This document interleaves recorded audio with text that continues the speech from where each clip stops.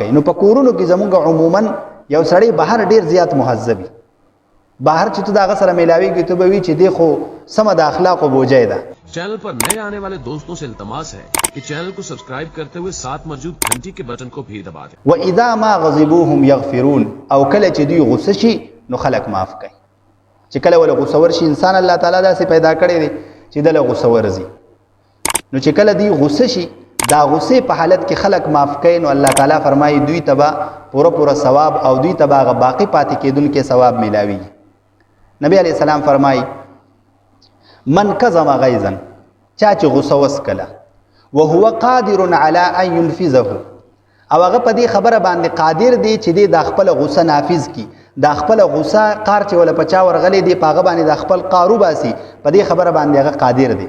خود خپل غصه وسکله او پچا باندې چې ولا غصه ورغلې د هغه د الله د رضا د پاره معاف کو، نو نبی علیہ السلام فرمایي دعاه الله سبحانه على رؤوس الخلائق، الله تعالی به د قیامت په ورځ د ټولو خلکو په مخ کې را وغواړي.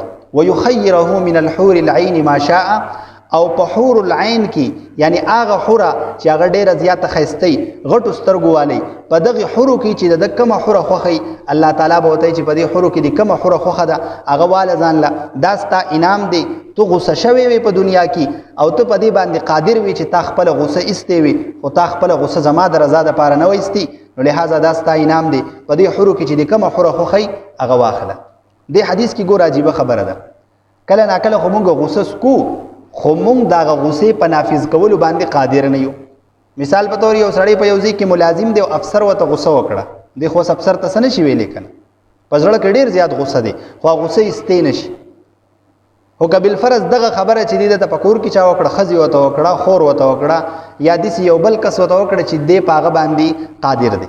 پښتو کې مونږ وایو کنه اوبه په کمزوري ورخ باندې ورځي.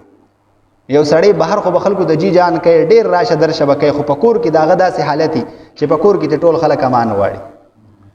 نو که یو سړی دی او هغه له غصه وراله په کور کې په خپله ښځه باندې ولا غصه وراله، په خپل زوی باندې ولا غصه وراله، په بل یو ماتحته باندې ولا غصه وراله، او دی په دا غصه ایستې شي، زمانې نشته دی د خپله ښځه وهلی شي، خپله خور وهلی شي، په خپل رور باندې ګزار کولی شي، خو د هغې باوجود دی غصه وسکي، نو الله تعالی بدله دا انعام ورکوي.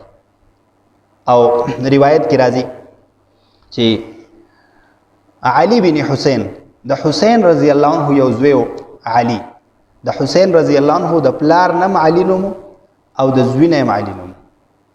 انداسې به کېده چې نیکه به مړ شو نو صحابو کې داسې و چې د نیکه نوم به وسیله خلکو یې ښودو، دا به بد نه ګڼله. نو د حسین رضی الله عنه چې کم زوی و حضرت علي رحمه الله، نو د هغه یوه وینځه وه، هغه وینځې ورته اوبه اچولې، په دې کې ناڅاپه د هغې د لاس نه هغه لوټه چې کومه وه درنه لوټه وه هغه یې د لاس نه راوغورځېده او د دغې تابعي په دې مخ باندې ولګېده او مخ یې وشلېدو. نو هغه چې د زنانه ته داسې بره وکته، وینځه وه، د وینځې به داسې حیثیت و چې د ښځې نه به هم کم حیثیت و، هغه به غلام او هغه که چا به وهله ټکول نو چا به تپوس نه شو کولی. نو هغه وینځې چې داسې وکته نو هغه د قرآن حافظه وه، هغې ته پته ولګېده چې ما خو دا سړی خوب کړی دی او دله غصه ورغلې ده، نو هغې ورته فورا د قرآن آیات ووی والکاظمین الغیظ، هغه خلک چې غصه سکي. نه خو دا الله تعالی نیک بنده و تابعي و، هغه وی کظمت غیظي، ما خپله غصه وسکله. نو بیا ورته هغه وینځي وی والعافین عن الناس، هغه خلک د الله ډېر خوښ دي چې هغه خلک معاف کوي. نو هغه ورته وی زه ما تو معاف کړي. نو هغې ورته پسې یو بله جمله مو وی په دې آیات کې د والله یحب المحسنین، الله تعالی د احسان کوونکو سره ډېر زیات محبت کوي. نو هغه ورته وی زما آزاده کړي.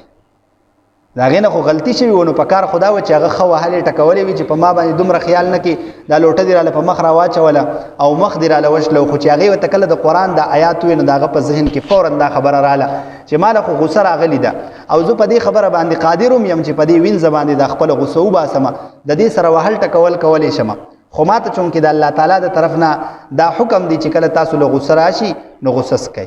نو په کورونو کې زمونږ عموما یو سړی بهر ډېر زیات مهذبي، بهر چې ته د هغه سره میلاویږي ته به وي چې دی خو سمه د اخلاقو بوجۍ ده، د ده نه خو بل اخلاقي سړی په دې علاقه کې نشته، خو چې د هغه په کور کې معلومات وکړي نو هغه په کور کې داسې حالت چې ټول خلک به په اور کې ولاړي. ځکه خو نبی علیه السلام فرمایي خیرکم خیرکم لاهله، په تاسو کې د ټولو نه بهترین سړی هغه دی چې هغه د خپلې ښځې سره ښي. د چا سره ښي؟ ظاهره خبره ده، په مور باندې د سړي دومره وس نه رسي، په پلار باندې نه رسي، د ټولو نه زیات وس د سړي په چا رسي؟ په خپله ښځه باندې رسي. په هغه باندې ګزار، په هغې باندې ګزار کولی شي. نو نبي علیه السلام فرمایي خیرکم خیرکم لاهله، په تاسو کې د ټولو نه بهترین سړی هغه دی چې هغه د خپل کور والو دپاره ښي.